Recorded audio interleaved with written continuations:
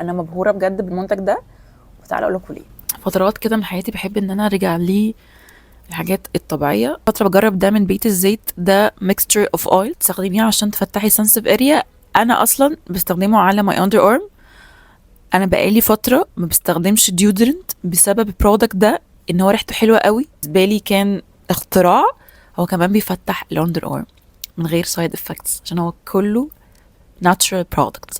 هو في زيت الجوجوبا وده بيرطب البشرة، في زيت البرتقال وده زي فيه مليان فيتامين سي فبيساعد ان هو يفتح البشره ويقلل الهايبر بيجمنتيشن. زيت البرجموت وده ده بيقلل من التسبغات. زيت الياسمين الشرقي وده اللي بيخلي برودكت ريحته تحفه، فبجد بيخلي ريحتي حلوه طول الوقت. فيتامين اي بيساعد على تجديد الخلايا. انا بستخدمه في ماي اندر ارم مرتين في اليوم. جربته على وشي بس بريفير ان انت تحطوه على وشكوا بالليل علشان زيت البرتقال ما يحرقكمش لو تعرضتوا للشمس. هوريكم التكستشر بتاعه عامل ازاي.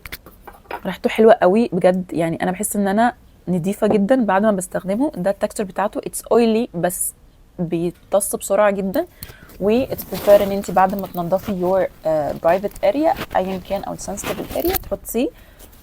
يا جماعه تحفه بقول لكم، يعني بيفتح وريحتي بتبقى حلوه. واي دونت يوز ديودرنت بقالي فتره من ساعه ما استخدمته، ف I am impressed. وهم عندهم عامه برودكتس كتيره قوي، لمسه لانبات الشعر، ولمسه لحمام الزيت، ولمسه لشد البشره، ولمسه لتقليل نمو الشعر، لمسه لالم العضلات والمفاصل. وانا هجربهم عشان بجد انا انبهرت قوي بالبرودكت ده.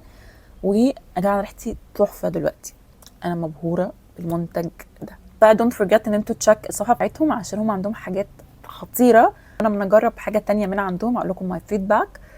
بس لحد دلوقتي I'm obsessed بلمسه لتفتيح السنسيتيف اريا.